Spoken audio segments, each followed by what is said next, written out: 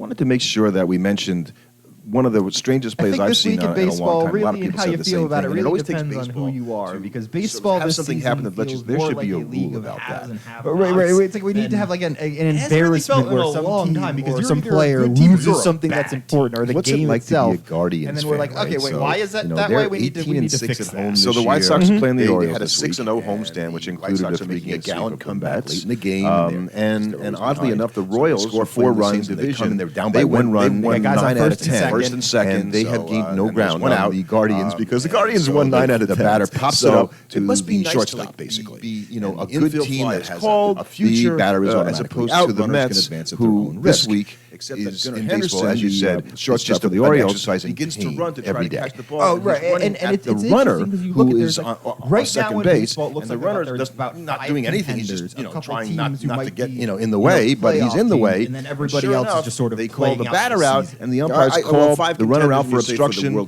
play, and so you're taking both leagues. You're going to say only 5 teams that you're willing to buy. Right, and it was just leagues. such an awkward way for the game to end, because you could tell the White Sox were like, wait, what? The game's over? And MLB came out after the would say fact them above the next day and Rangers. said, yeah, that probably shouldn't have been. I would have them neck and neck in that division. Right. Either one of them, I understand discretionary that's a play by hard- the that's a hard umpires, sell for me that I'm they gonna got put it if I'm like, if I don't wrong, feel right? Because strongly about the there's no Rangers being a intent. championship This isn't contender, Reggie doesn't Jackson make sense throwing to his turn hip around at the and ball. pass I'm worried about the Astros, pitching right, being right. glove Or a guy sliding past but the they're hitting Twins, already. Twins Right. or the So Royals or there's World no Series way that contenders. the White Sox should have been Right, denied so the that leaves you opportunity with to the try with 2 outs to try to get the Right. tying And run. they might still not have, but they should have been given that And chance. so they're going to have to. World Series There is a contender. rule, but they're going to have to Milwaukee rewrite this Brewers. to understand that there's got to be San intent here. 'Cause Francisco I don't think that Giants. was Right, but you're the still, rule. it's still a judgment Well, unless they're call playing the because Mets, in you're which case they're the shifting World the Series call. champions. Or if they're down in the Interference late was innings, then intentional apparently or they're not. guaranteed. So you got your Dodgers, Phillies, baseball is and just Braves, teach you and then something the 2 in new, the and American League. there's a lot to Yeah, learn. right. Because you can take the field.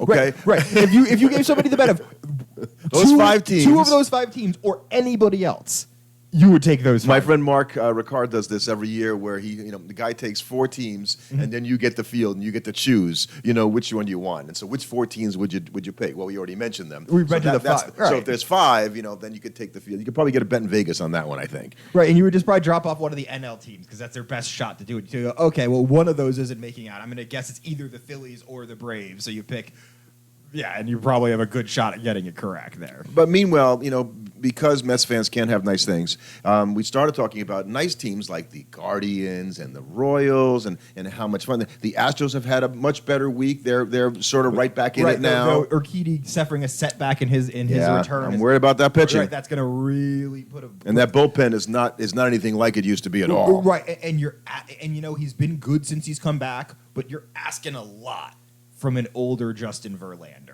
to come back and be this guy for the whole season, and to count on him to keep. I'm 74 years old. Let somebody else do it. No, he's been doing it, and I believe in him, but you have to kind of worry that, like, will he be able to keep it up for a full season in a playoff run? And my guy, Framber Valdez, who I picked for the AL Cy Young, I'm pretty sure, is not having a very good season at all, and better turn it down if, in fact, the Astros are going to challenge the Rangers for the division title. Because even though the Mariners in first place, are you buying that? Not unless they make a move.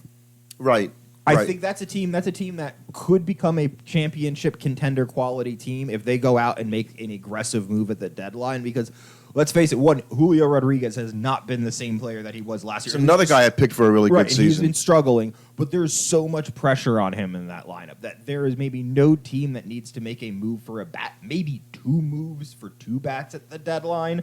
I mean, I think if you're the Mariners and you're in a position to, win the division and compete, there is no reason that I wouldn't go for it this year. This is a year you can definitely come out of the AL. It's not that you look at like the Orioles are a team that there are so many pitchers hurt for them, and the Yankees are counting on a Garrett Cole coming back from injury. That the American League is open to a team like the Guardians or the Mariners. It's just that we don't think they have the firepower as currently constructed to get there. I should know this. And who's the first baseman for the Mariners? Is it Haniger? And do you think that Pete Alonso would be a guy that might work out well in Seattle for the Mariners, because bringing in that kind of a bat? And we'll get to the Mets even more in a moment. To talk about that, but if you're starting to look, and Pete Alonso's been on the trading Ty block. France. It's Ty France. Been on trading block the whole year. Ty France comes back to the Mets. They take on Alonso. The Mets get a bunch of prospects. And all of a sudden, it's a different if team. you're a Seattle fan, you're thinking Ty France, who's hitting a 238 with a 366 slugging this season for negative .2 F4. He'd fit right into the Met lineup. Right, but Pete's hitting 460. He's got a slugging of 468 and hit 12 home runs. So he's going to bring you a lot more power and pop at that first base position to a lineup that desperately needs it. But I think that the Mariners. I think you're right. If they're going to Jones, because the Astros are just getting better, and Kyle Tucker, by the way, is leading the major leagues, or tied for the league in leading home runs with 17, having a ridiculous season. And he's playing for a contract, so don't expect that to change, right? Because he's playing for a big payday, and that he's going to be motivated to take it all the way to the wire. Which is why I think the Astros are going to come on, and that's what makes it hard for the Mariners. That's what I think is going to make it difficult. I just think that ultimately the problem is that you got a bunch of teams in that division that right now aren't playing great baseball. Everybody in that division has a negative run differential. So who's the last place team in that division? The Los Angeles Angels. How many games at a first place would those Angels be? Like 6.5. Right. Like the Angels, they're terrible. So there might not be a division more emblematic of sort of the current state of baseball than the AL West. Only because you're looking at it now, right? And the Rangers took a long time to come on last year and sort of put together a run. So there's a lot of season left.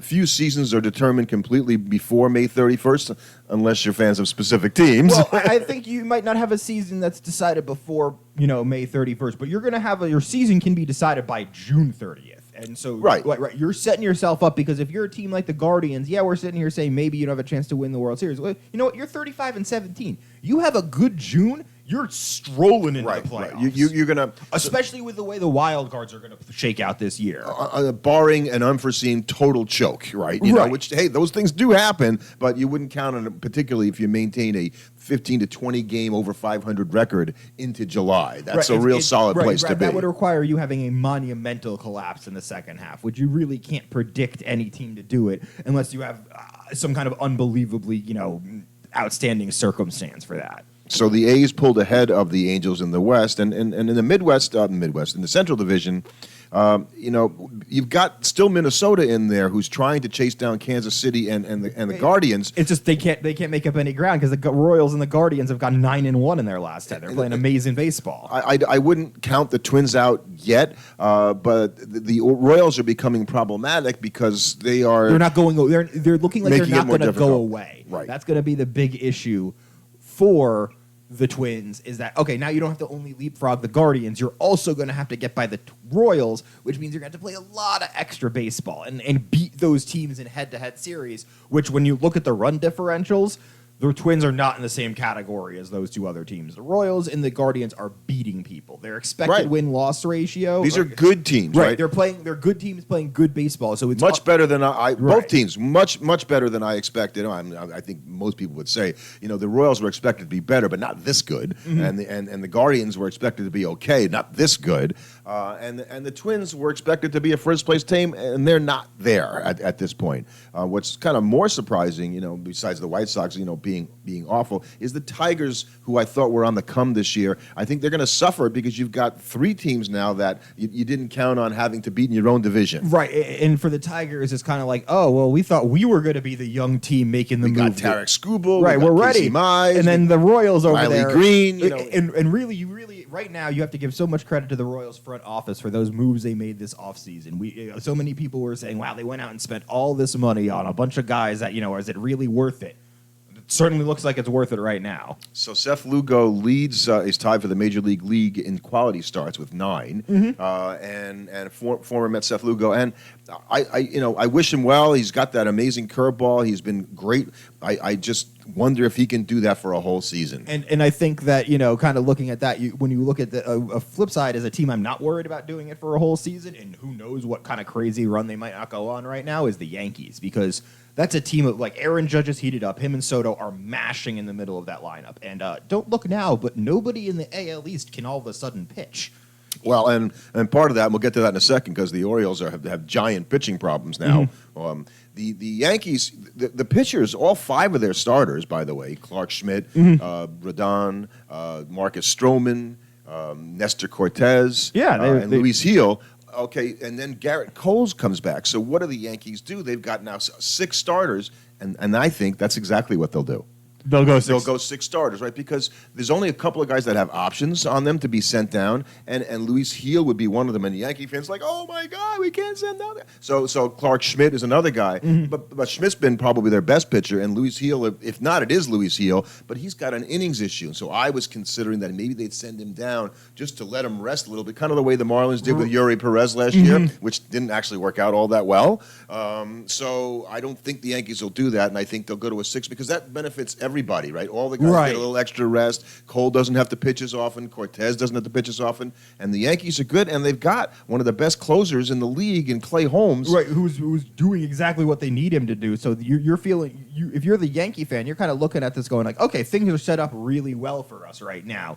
And we might be able to we might not be able to fully put away the Orioles because they might just be too good a team to do that. Although the pitching problems they've got might make it really hard. You might be able to put yourself in a position as the Yankees where you're like, okay, we don't need to worry about making the playoffs this year. It's not going to be like last year where that was a dogfight the entire season. And I thought the Yankees would get something out of DJ LeMahieu, which they've not this year. Obviously, we talked about that before. That's because it's the aged corpse of DJ LeMahieu. You always say that. And Aaron Judge has now tied for the league in home runs. He's been red hot, since he got hit. I think about 3 or 4 weeks ago. And I saw a stat today on Judge that he is only one of 2 players to average 50 home runs per 162 games for his entire career. Mark McGwire being the other one. I was going to guess Ruth.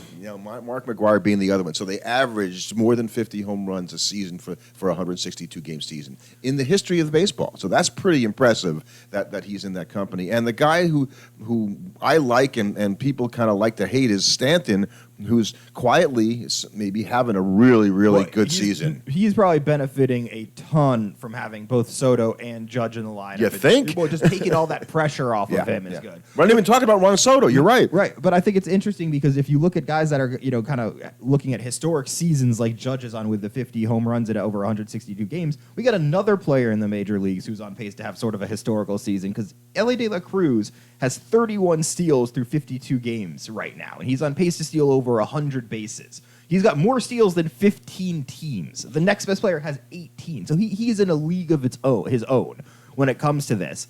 So is he going to be the first player to steal 100-plus since Vince Coleman back in 1987? Can you believe it's been that long? Right, it's been a long time. I think I saw something where nobody has stolen 80 since like 2004 or something like. No, 1990. 1990. My bad. So yeah, you're talking about right, almost 35 hit years. 70 last year, and it was a huge number to hit. He's going to hit 80 this year. So to answer your question, no, I don't think he will. I think hamstrings happen, things happen. It's there are very few guys like Ricky Henderson and Vince Coleman, and Vince Coleman sort of gets the short shrift in that he wasn't Ricky Henderson. Right. He unfortunately for him, he played but at a time. The dude was as good a guy at being successful. Right, his success rate for the amount that he ran was incredible. So I think that he was an excellent technical base stealer. And not the baseball player Hall of Famer Ricky Henderson was.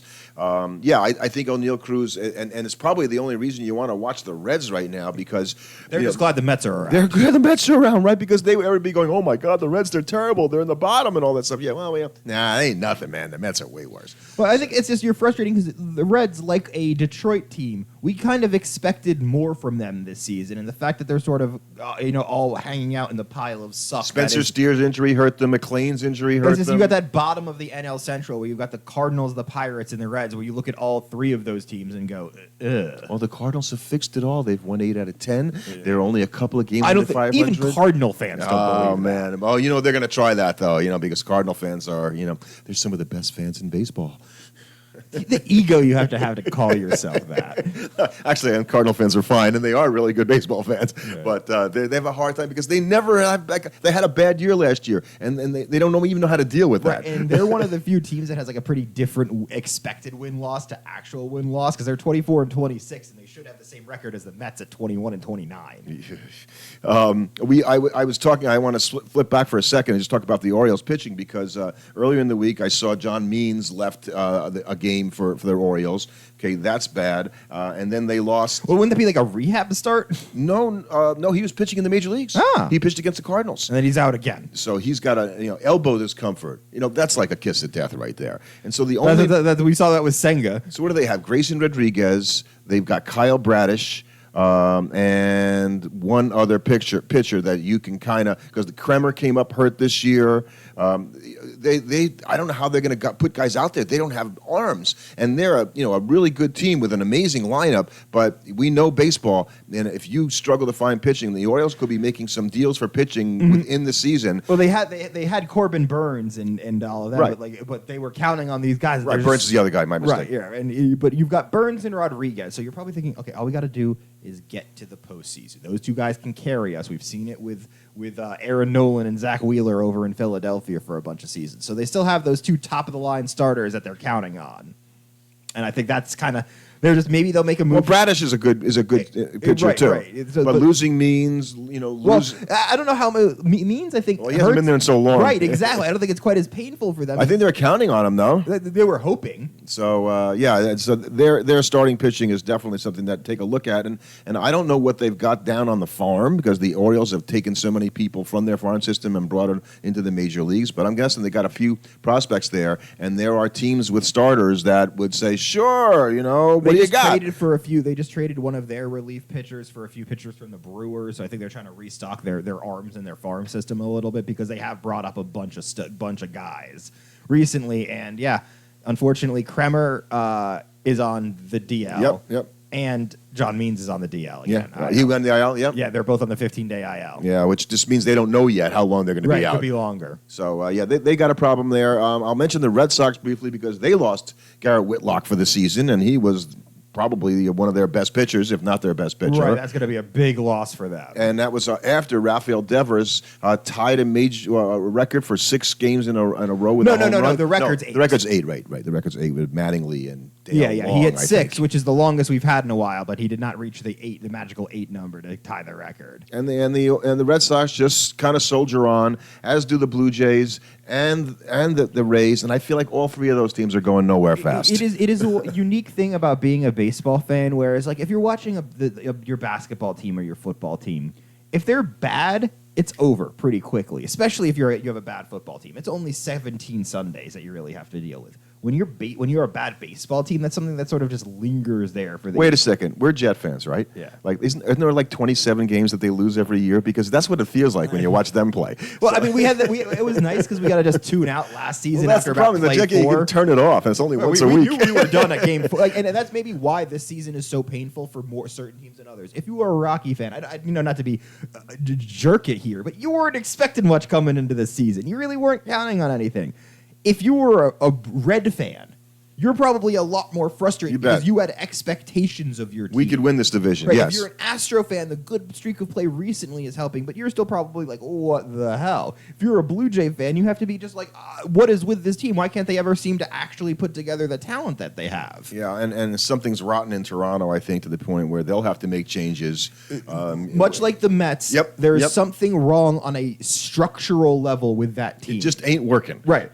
and there's a certain point with a team where it's like, okay, as much as we like to say guys regress to the mean and they get better, guys don't suddenly magically improve. So the idea that if you have a guy that's never flashed, like this is something we've said about Brett Beatty a lot watching him, who did have a big home run yesterday for the Mets, then a game they ended up losing again. But we were watching Brett Beatty, and the thing with Brett Beatty, I said this watching a couple of different guys, is at a certain point, the guy has to have the streak of play that convinces me, he can get it done. This is what I kept saying about Zach Wilson, the Jets quarterback. Like, okay, I understand we want him to be good, but like at a certain point, the guy has to have a streak of play in games where so I need Brett Beatty to hit like 300 and hit a couple, like hit 6 or Right. 7 home runs over like a 2 or 3 week period. And- he's never done that. And so many guys, so many teams will hold on to these guys hoping it's like, well, he's never shown me he can even do that. How could I expect him to even be a regular everyday player if he can't even have like the good streak? You made a football reference there. You remember what Bill Parcells' line was? What? You are what your record says you are. And in Brett Beatty's case, this is his body of work. Right. It's like, come on, this is the third and, year. And that's what I have to say about this Mets team and a lot of other teams. It's like, yes, I understand that they've lost a lot of really close games and they've had a lot of unfortunate injury. They've hit like 11 home runs in 4 games, had leads became late, and lost them all. They became the first team to ever lose 3 consecutive games in which they hit 3 home runs in each of them. Those Mets, they can come up with ways. Oh, yeah. Teams that hit 3 home runs in a game win 78% of the time. The Mets, we're going to just lose. If there's 3 an of those obscure in a negative row. record, the Mets will be. I'll give you another Met one right that I saw this morning. You like this one, right? So the Mets are now 21-30 after 51 games. That has happened 13 times in their history before this year. So this is the 14th time. In those 13 other times, they never won more than 71 games. And if anybody who's scoring at home, That's as the not a saying playoff record. That's a 71-91 record at best. At best. It's going to be a long summer. That's a horrible season. It's going to be a long summer if And that's so how they're going to you be. can't, it's one thing to say you can't be done until the end of June, but unless you think these Mets are somehow the reincarnation of the 2019 Washington Nationals, which they're not, they're not going to come back and win the World Series from here. This isn't happening. And sort of just a final note here on a longer term thing. I think the interesting thing that came out this week on sort of a baseball level was Manfred said they're not ready for PitchCom yet, that they're using it could have some unintended consequences. The players don't like the idea of the umpire having PitchCom, so they're just going to hold off on ABS for right now. And did you see that related to that he said that the strike zone is rounder than we think? That I'm still trying to process what that means. I don't. Is it some sort of a cone or something like that they're I'm putting on not the sure. strike zone? Is it body shaped? I don't understand how that works. I don't know. And then, yes, some of the discussion was to have the umpires have PitchCom, right, so that the umpires would know what the pitch is coming so they could more easily identify, oh, yeah, I knew it was a slider, and that's the way a slider breaks. And I'm like, we don't want the umpires to have a way that maybe they could hold on to calling balls. The whole point is not to have them do it anymore. We're trying to get rid of them. Like, why are we trying so hard to make sure that they stay right? Like, I've watched too many games this year. I'm sorry. They can't even keep track of the count this hasn't year. that happened too many times? Multiple times this year, the umpires are like, oh, what's the count? And I'm just ready to move on from them. I'm sorry. And then the other thing that they said was that, well, we have to be careful about ABS because this is Manfred, because the catchers that are good at framing pitches, and this is one of your favorites, right? Because you always get like, this is like stealing, cheating. You're trying to fool the umpire. Why are we The doing catchers this? are good at framing, and So we should want to save their jobs because they're this is what they said. They're going to. Oh, Rob Manfred, known so much for caring about the contractual situations of major league players, is really concerned about the contract status of good framing catchers. Yeah, give me a break. And Steve Phillips nailed it on the leadoff spot. I don't know, was it Thursday or Friday this week when he said, no, that is not what we want. You're going to save 5 people's job. That's the problem with the Players Association, right? Because they try to save everybody's job. You got 5 guys who, we really want to save Austin Hedges' job.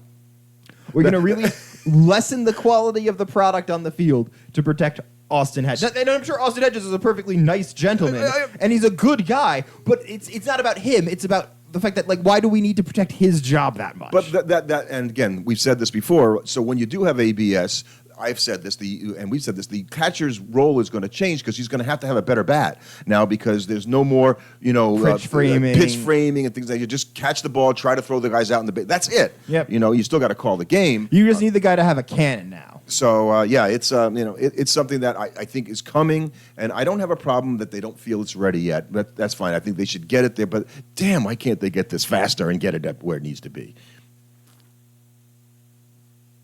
And I don't have a problem that they don't feel it's ready yet, but that's fine. I think they should get it there. But damn, why can't they get this faster and get it up where it needs to be? I wanted to make sure that we mentioned one of the strangest plays I've seen in a long time. A lot of people said the same thing, and it always takes baseball to sort of have something happen that lets you. There should be a rule about that. Right. It's like we need to have an embarrassment where some team or some player loses something that's important, or the game itself. and then we're like, okay, wait, why is that way? We need to fix that. So the White Sox are playing the Orioles this week, and the White Sox are making a gallant comeback late in the game, and because they're always behind. So they score 4 runs, and they come in. They're down by 1 run. They got guys on first and second. First and second. So and there's 1 out, and so the batter pops it up to the shortstop basically, and the infield fly is called. The batter is automatically out. Runners can advance at their own risk.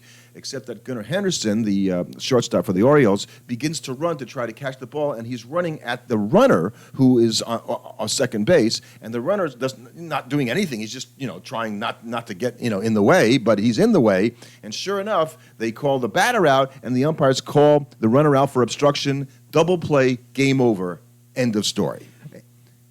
Right, and it was just such an awkward way for the game to end because you could tell the White Sox were like, wait, what? The game's over? And MLB came out after the fact the next day and said, yeah, that probably shouldn't have been called. So, it's I guess a discretionary play by the umpires. They got it wrong, right? Because if there's no intent, this isn't Reggie Jackson throwing his hip at the ball or A-Rod slapping the ball out of a guy's glove or something like that. Or a guy sliding past the base. Right. So, there's no way that the White Sox should have been denied the opportunity to try with 2 outs to try to get the tying run and they in. might still not have, but they should have been given that chance. And so they're going to have to, there is a rule, but they're going to have to rewrite this to understand that, there's got to be intent here because I don't think that was written into the rule. It's still a judgment call because you're just shifting the call to now being whether or not the interference was intentional or not. So, baseball will teach you something new, and there's a lot to learn. Wanted to make sure that we mentioned one of the strangest plays I've seen in a long time. A lot of people said the same thing, and it always takes baseball to sort of have something happen that lets you. There should be a rule about that. Right. It's like we need to have like an embarrassment where some team or some player loses something that's important, or the game itself. And then we're like, okay, wait, why is that way? We need to fix that. So the White Sox are playing the Orioles this week, and the White Sox are making a gallant comeback late in the game, and because they're always behind. So they score 4 runs, and they come in. They're down by 1 run. They got guys on first and second. First and second. So and there's 1 out, and so the batter pops it up to the shortstop basically, and the infield fly is called. The batter is automatically out. Runners can advance at their own risk. Except that Gunnar Henderson, the shortstop for the Orioles, begins to run to try to catch the ball, and he's running at the runner who is on second base, and the runner not doing anything. He's just trying not to get in the way, but he's in the way. And sure enough, they call the batter out, and the umpires call the runner out for obstruction. Double play, game over, end of story. Right, and it was just such an awkward way for the game to end because you could tell the White Sox were like, wait, what? The game's over? And MLB came out after the fact the next day and said, yeah, that probably shouldn't have been called. So, it's I guess a discretionary play by the umpires. They got it wrong, right? Because if there's no intent, this isn't Reggie Jackson throwing his hip at the ball or A-Rod slapping the ball out of a guy's glove or something like that. Or a guy sliding past the base. Right. So, there's no way that the White Sox should have been denied the opportunity to try with 2 outs to try to get the tying run in. And they might still not have, but they should have been given that chance. And so they're going to have to, there is a rule, but they're going to have to rewrite this to understand that, there's got to be intent here because I don't think that was written into the rule. It's still a judgment call because you're just shifting the call to now being whether or not the interference was intentional or not. So, baseball will teach you something new, and there's a lot to learn.